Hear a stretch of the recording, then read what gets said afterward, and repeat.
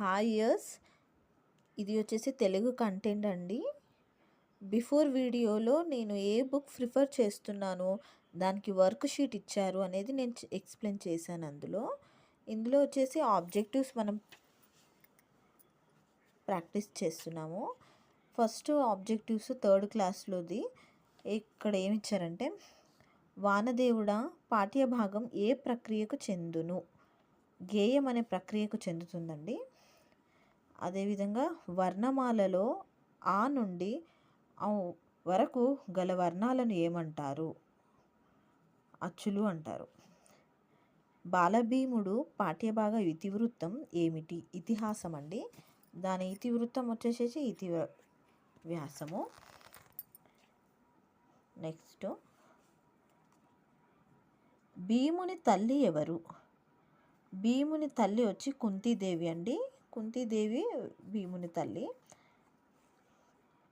ధృతరాష్ట్రుని సంతానంలో కౌరవుల్లో పెద్దవాడు. కౌరవులు 100 మంది ఉంటారని మనకు తెలుసు.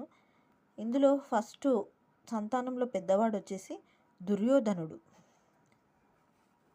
కౌరవుల్ని ఆటల్లో ఎప్పుడు ఓడించేవాడు? కౌరవుల్లో ఆటల్లో ఎప్పుడు ఓడించేవాడు అంటే భీముడేనండి ఓడించేది. భీముడు చాలా బలవంతుడు, బలం కలిగిన వ్యక్తి అని అంటారు.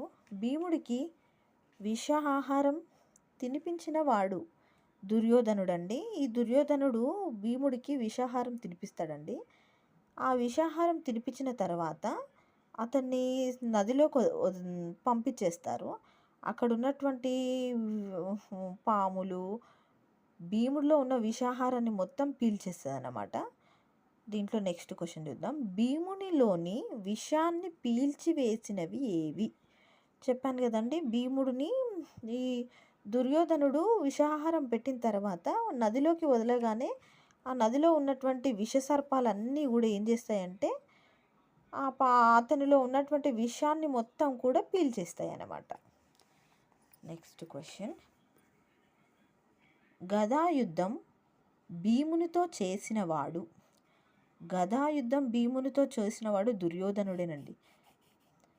చాలా వరకు మనకు కౌరవులలో పెద్దవాడు దుర్యోధనుడే కాబట్టి భీమునితో ఎక్కువగా యుద్ధాలు చేసింది దుర్యోధనుడే.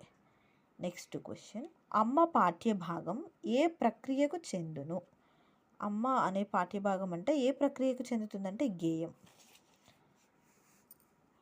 అమ్మ పాఠ్యభాగ ఇతివృత్తం ఏమిటి? అమ్మ అనే ఒక పాఠ్యభాగం యొక్క ఇతివృత్తం ఏంటంటే సంస్కృతి విలువలు తెలుస్తుంది దాని ద్వారా. బాలగేయాలు రాసినవారు వేముగంటి నరసింహాచార్యులండి. గేయాలు రాసినవారు. కపిలవస్తు నగరానికి రాజు ఎవరు? ఈ కపిలవస్తు నగరానికి రాజు ఎవరంటే శుద్ధోధనుడండి. ఈయన రాజు. ఈ శుద్ధోధనుడు అనే అతను ఈ కపిలవస్తు నగరానికి రాజుగా ఉన్నాడు. ఇతనికి కొడుకు ఎవరంటే గౌతముడు అండి. ఈ గౌతముడికి ఇంకొక పేరు వచ్చేసేసి సిద్ధార్థుడు అని కూడా అంటారండి. ఓకేనా? నెక్స్ట్ క్వశ్చను, శుద్ధోధనుడు కుమారుడు ఎవరు? నేను ఆల్రెడీ ముందు క్వశ్చన్లో చెప్పానండి. శుద్ధోధనుడు కుమారుడు వచ్చి గౌతముడు అని చెప్పాను. గౌతముడికి ఇంకొక పేరు ఏమని చెప్పాను? సిద్ధార్థుడు అని కూడా చెప్పాను. ఈ క్వశ్చన్లో చూడండి, ధనుడి కుమారుడు ఎవరు అన్నాడు. సిద్ధోధనుడి కుమారుడు గౌతముడు అని చెప్పాను ఈ క్వశ్చన్లో. గౌతముడికి మరో పేరు సిద్ధార్థుడు. కాబట్టి ఇవి 2 ఆప్షన్స్, 2 మరియు 3. ఇతను వచ్చేసి దేవదత్తుడు అనే వ్యక్తి ఏంటంటే ఈ గౌతముడికి చాలా బెస్ట్ ఫ్రెండ్ అన్నమాట, స్నేహితుడు. నెక్స్ట్ క్వశ్చన్, హంసను వేటాడిన వాడు?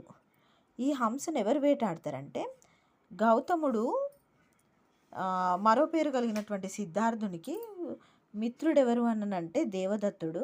ఈ దేవదత్తుడు హంసను వేటాడుతూ ఉంటాడనమాట. ఆ హంస హాయిగా ఎగిరే హంసను ఎందుకు హింసించావు అనని గౌతముడు దేవదత్తుడిని అడుగుతాడనమాట. ఇక్కడ వచ్చేసేసి ఎవరు హంసను వేటాడినవాడు? దేవదత్తుడు. దేవదత్తుడు ఎవరు? గౌతముని యొక్క ఫ్రెండ్ అంటే మిత్రుడు. నెక్స్ట్ క్వశ్చన్ అండి, ఆన్సర్ వచ్చేసి దీంట్లో వచ్చేసి దేవదత్తుడు. చైత్రశుద్ధి పాడ్యమి రోజు జరుపుకునే పండుగ ఏది?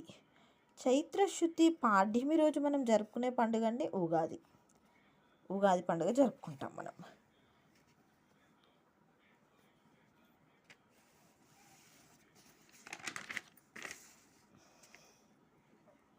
పంచాంగ శ్రవణం ఏ పండుగప్పుడు చేస్తారు? పంచాంగ శ్రవణం వచ్చేసి మనకు పంచాంగ శ్రవణం అనేది ఏ పండుగప్పుడు చేస్తారండి? మనకు తెలుసు, ఉగాది రోజు మనకు పంచాంగ శ్రవణం అనేది జరుపుతారు. నెక్స్ట్, శ్రీరామనవమి ఉగాది తర్వాత ఎన్ని రోజులకు వస్తుంది? శ్రీరామనవమి అనేది ఉగాది తర్వాత మనకు వచ్చేది 9 రోజుల తర్వాత వస్తుందండి. శ్రీరామనవమి ఉగాది తర్వాత ఎన్ని రోజులకు వస్తుంది? 9 రోజుల తర్వాత వస్తుంది. నెక్స్ట్,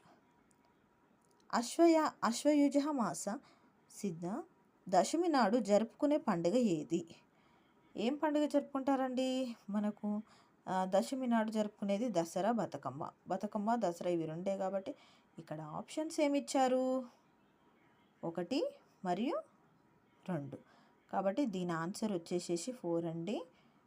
4 అండి. దీని ఆన్సర్ వచ్చేసేసి 1. నెక్స్ట్ క్వశ్చన్, రాముడు రావణాసురుణ్ణి సంహరించిన రోజు ఏది?